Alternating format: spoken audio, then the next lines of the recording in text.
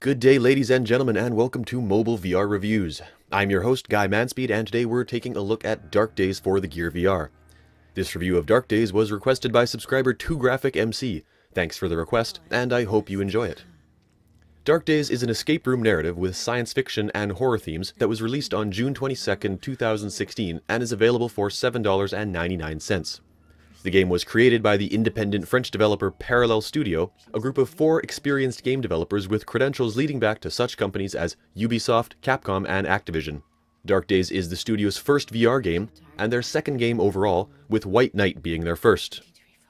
In Dark Days, you step into the shoes of troubled author Jade Lacroix. The game starts with you driving through Death Valley when you decide you've had enough of this crap and pull over at a motel for the night. Through well-spoken voice-acted dialogue and a series of escape room scenarios, the plot gradually unfolds over a total of 5 episodes. What initially seems like random paranormal activity quickly turns into something much more complicated, surprising, sad, and sinister. Gameplay in Dark Days takes the form of escape room puzzles, similar to another Gear VR game I've reviewed recently, Escape Room VR. Both games place you in a room where your ultimate goal is to get out of said room. In both games, you must solve puzzles in the room by finding keys, discovering numeric codes, or assembling objects to gain your freedom. The puzzles basically come in 2 parts.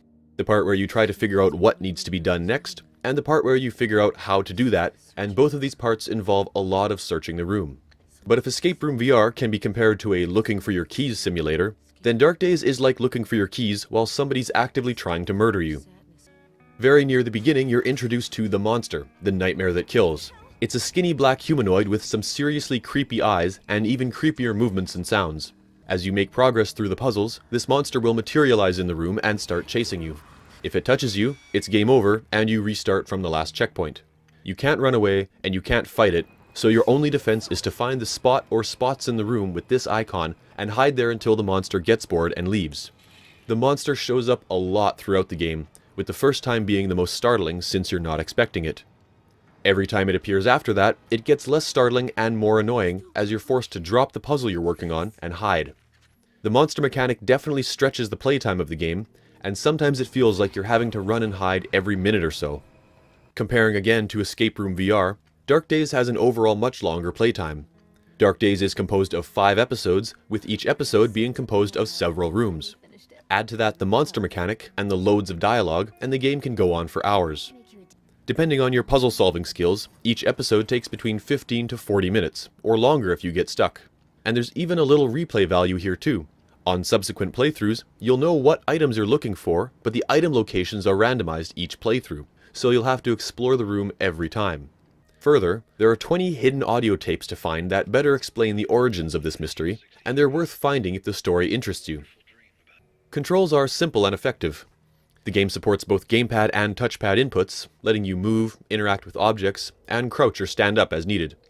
When you're looking at a spot you can move to, or an object you can use or inspect, the cursor switches to show the action available. The places you can stand in a room are predetermined, which helps to focus your attention on relevant clues. However, this can make already tense situations even more stressful when you simply can't find the exact spot you need to click to move or hide, even though you're looking at that general area. It's a minor issue, but you'll likely experience it at least a couple times.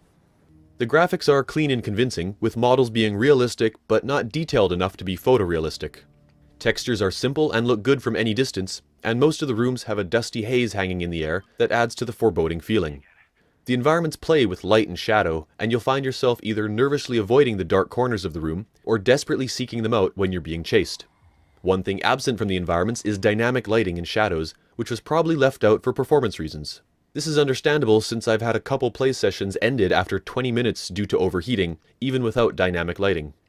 The character models aren't quite as convincing as the environments, but facial expressions appropriately convey character emotion, and the characters do fit their surroundings.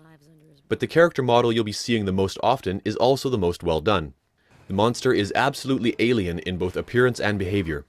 Its black and gray skin, mad eyes, long claws, and twitchy spastic movements are all immediately off-putting, which was the intention.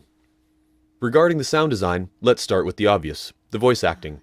Beyond the episode introductions where Jade talks about her past, you'll be listening to Jade talk to people in person, on the phone, and a lot just to herself, describing her surroundings and giving you hints.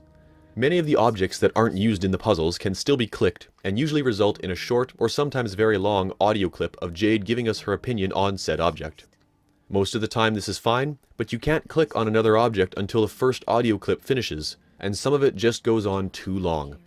While the voice acting is indeed very well done, I found myself wanting to cut off some of the more extraneous monologues. Ambience is provided by either environmental sounds like wind, building creaking, or industrial machinery, or some light instrumental background music. When the monster's in the room, you can hear it breathing, and you'll know it's seen you by the horror/chase music that starts playing and doesn't go away until the monster does.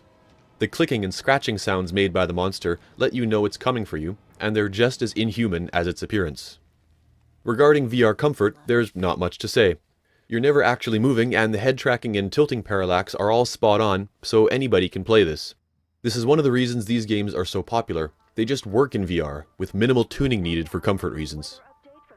Personally, I'm not attracted to escape room games, but I do understand why others are.